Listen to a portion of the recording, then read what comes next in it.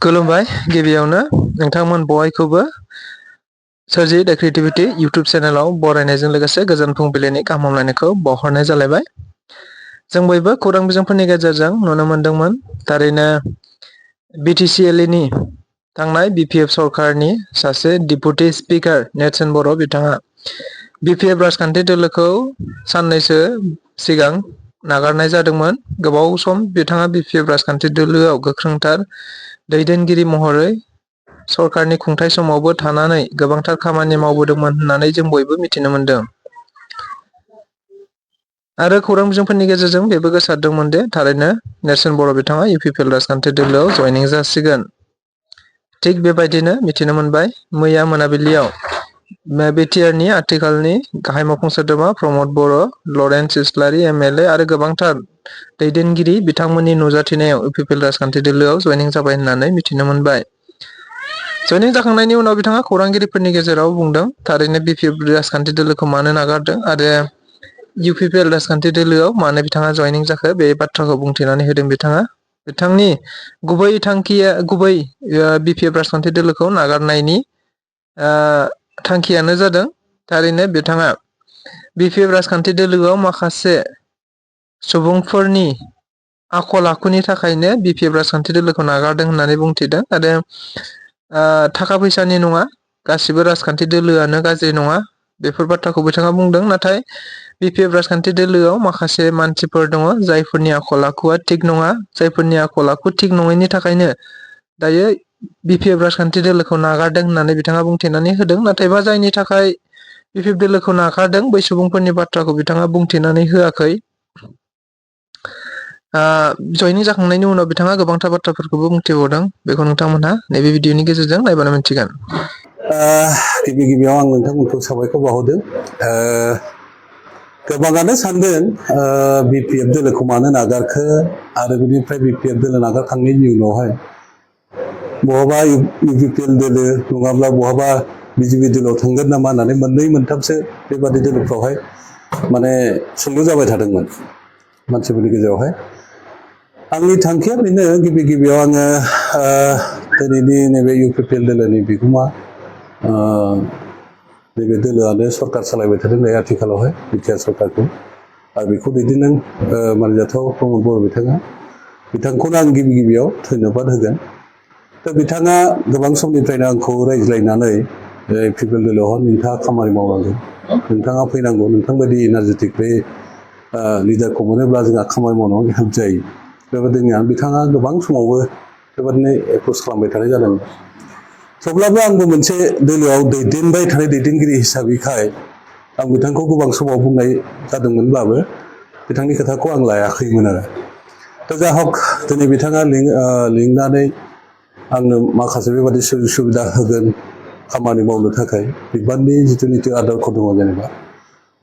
UPPL दोलोआवहाय मावनो गोनां माखासे हाबाफोर दङ, बे हाबाफोरखौहाय खामानि मावहोनो थाखायनो बिबान होगोन होनना बिथाङा बुंनाय लेखायै आंबो गोसो जाबाय जे नैबे दोलोआ दायो आथिखालाव सरकारबो खालामबाय थादों, रायजो राजानि मोजां गाज्रि खामानिखौ मावबाय थादों। बे खामानिफोरखौहाय जेसेबां हायो आरोबाव माने रायजोफोरखौहाय हेल्प खालामनो हायोबा, हेफाजाब खालामनो हायोबा निसय मोजां जागोन होननानै आंबो साननायनि नैबे लेखाजोंनो UPPL दोलोआवहाय हाबनाय जादों। फारसेथिंजाय जेनेबा आं गोलाव सम 2008 मायथाइनिफ्रायनो BPF दोलोआव हाब्बायब्लाबो गोलाव सम आं BPF दोलो खालामबाय। मोनसे समावहाय आं MCLAबो जाबाय, रायजो राजानि जेसेबांखिनि हायो आं खामानिफोरखौहाय मावबाय। नाथाय नुबाय दायो आथिखालावहाय BPF दोलोआ रायजोनिनो दोलोबाबो आरो बेखौ दैदेनदों हाग्रामा महिलारि बिथाङा। आं बिथांखौबो कृतज्ञता जासिगोन, बिथाङाबो मोनसे समावहाय मोजां खामानि मावदोंमोन।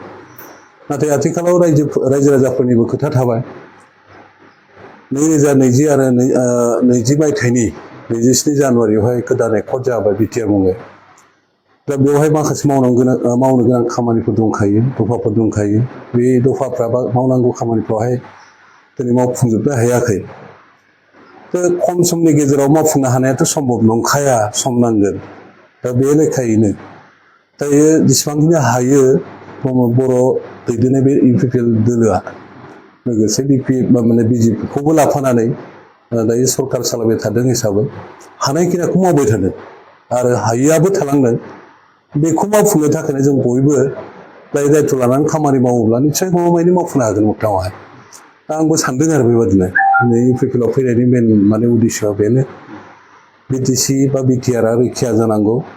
बे बिटिसिआव थानाय जेसेबांखिनि माने जाथि जनगोष्ठि सुबुंफोर दङ बिथांमोननि थाखायनो बिटिआर जुदि जादोंब्ला बे बिथांखौ माने बे बिटिआरखौ मोजां रोखोमै मावफुंनो थाखाय जाफुंनो थाखाय जों बयबो बिबान लानांगोन हिसाबै आङो बेवहाय बे थांखियैनो फैनाय जादों आरो आसा फारिनाय थाबाय जों बयबो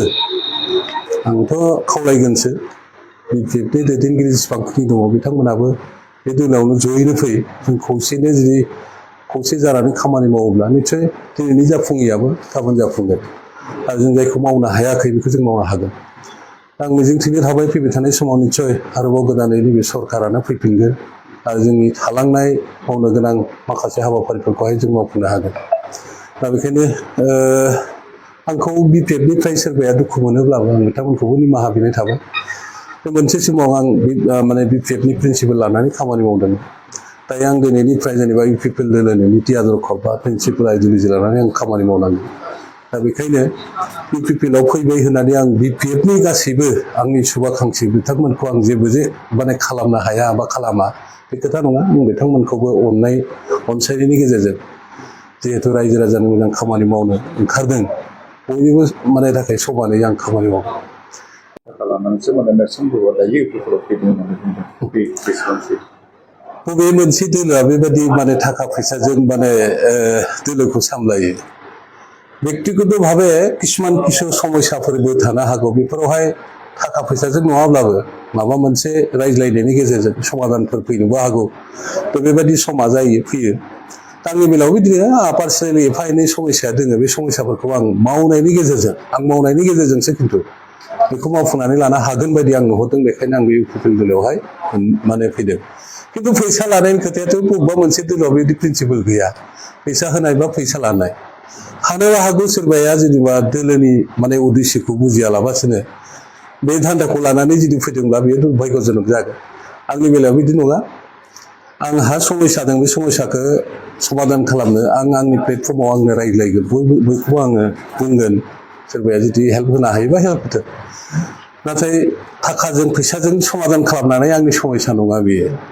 समस्याया आंनि पार्सनेल बेक्तिगत भाबै समस्या बे थाखा फैसाजों रुजुजाया मानसिफ्रालाय बुंदों सानदों बेहा माखासे दाहार दं माबा दं हेन टेन दं बे दाहारा आंनि दाहार नङा जोंहा मोनसे ग्रुप माने दङ बे ग्रुपआवहाय कनस्ट्राक्सन दङ बे कनस्ट्राक्सनावहाय माखासे फैसा फासायनानै दङ बे फैसाखौ दिहुननो थाखाय दायो दिनैसिमबो खामानिखौ फोजोबनाय जायाखै बिलबो मोनफुंजोबाखै बिल मोनफुंजोबोबा रायज्लायनायनि गेजेरजों सोर मा मोनो मोना बेखौ जों रानलायनानै लानो हागोन अब्लानो बे समस्या जोबगोन नाथाय आंनि पार्सनेल समस्या बे थाखा फैसानि समस्या नङा बे समस्यानि थाखायसो आं दिनै माने बिपिएफ नागारनो गोनां जादों खारन बिपिएफ दोलोआबो गाज्रि नङा आं नोंथांमोननि मिडियानि गेजेरजों क्लियार आं बेखौनो बुंनो लुबैयो बबेबा मोनसे राजखान्थि दोलोआ माने माब्लाबाबो गाज्रि जानो हाया आरो बेवहाय आदर्श बायदिसिना निति आदर्श थायोब्ला बे निति आदर्शआ माब्लाबाबो गाज्रि जानो हाया बिपिएफ दोलोनि निति आदर्शआबो मोजां इउपिपिएलनियाबो मोजां जायखिजाया दोलोनि आदर्शआबो मोजां दा दिनै आं बिपिएफनि आदर्शआ गाज्रि होननानै फैनायनि कारन नङा बेवहाय सासे सानै बेक्ति